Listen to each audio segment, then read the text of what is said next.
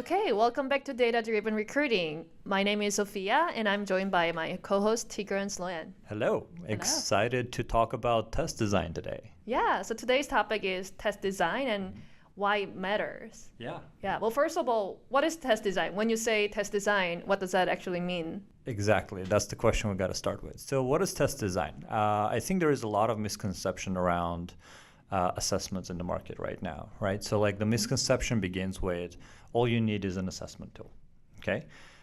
If you can have an assessment tool that runs, for example, some coding challenges, some behavioral challenges, etc., you've got yourself like a great assessment. I think unlike most software tools, right? So like unlike something like Salesforce where you just hand out the tool and then the users generate the content, Salesforce, Slack, I could keep going, right? Yeah, so I guess Google Docs. you're saying the tool itself is not the goal. It's Exactly. a means to the goal, but it's not Exactly. the end goal. Yeah, in some ways it's even more similar to something like Netflix where if they just gave you a video player, that wouldn't add much value to you. You need to get the content in there, right?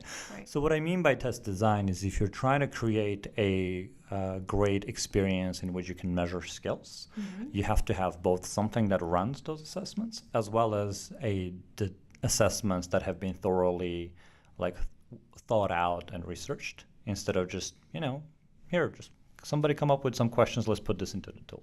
Okay. So in your mind, what are some of the characteristics of a good test design? Yeah, I think it starts with understanding what matters when it comes to test design, okay? So if you begin with what are we trying to do? We're trying to measure skills when we're designing a test, okay?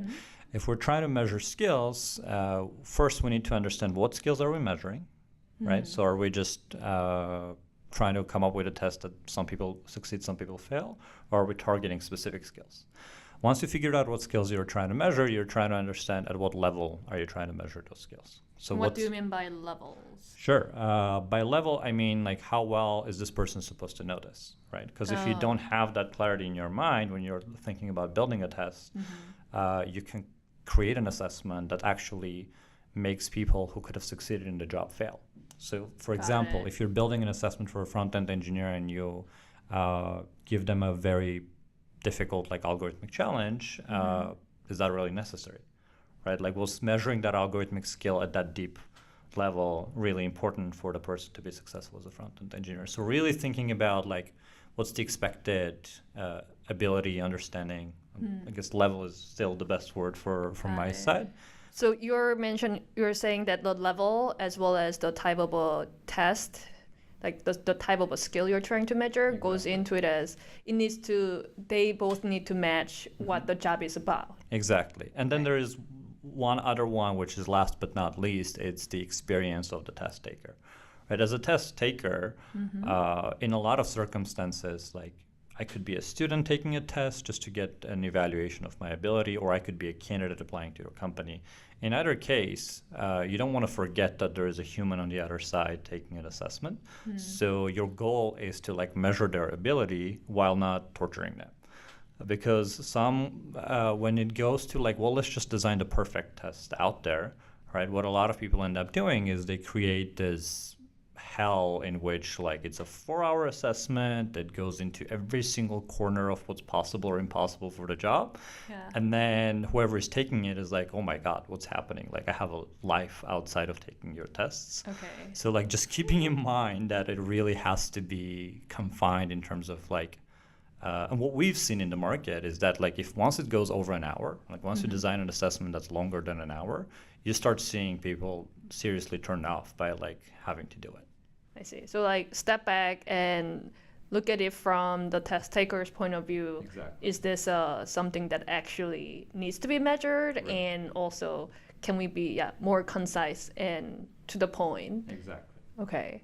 Well, what happens when you have a bad test design and you send out the assessment? What can happen? What are some consequences? Yeah, of course. Multiple things. One is false negatives, right? Which is like you employ assessments in most cases, and what we advocate for people to employ assessments is to go beyond resumes, to truly start measuring people and valuing people for what they can do and not what their resume says. Right. With a poorly designed assessment, you can achieve the opposite. where you start filtering people out who could have been a fit for the job, who could have been qualified, but because your assessment was designed to measure the wrong skills, Right. or to measure those skills at the wrong level, you could ultimately end up failing them for no reason.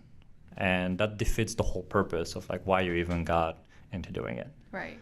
Well, is there a good way to tell whether my test has a good test design or not? Like once, let's say you put efforts into creating a good test, and but like, is there like a litmus test? Like, is this good? Sure. How do you tell? It's hard. I think like what there's also a misconception around that it's not so difficult to design good tests. I think a lot of people consider that like, hey, let's just buy, if we're a tech company, we buy an assessment tool or we build our own internal one. You just have some of your engineers do it with the thinking, well, like they're engineers, right? They can build their own assessments, but it's not true. I think when I think about a good test design, I think of it as a skill and an art of its own, and trying to like do it at home kind of version where you just wing it. I don't think it necessarily works. And I think like there are signs that can tell you that something is wrong with your test design. Right. What first sign is that people who do well on your assessment don't do well in the rest of your interview process. That's like a first sign of like, okay, we're probably not measuring the right things.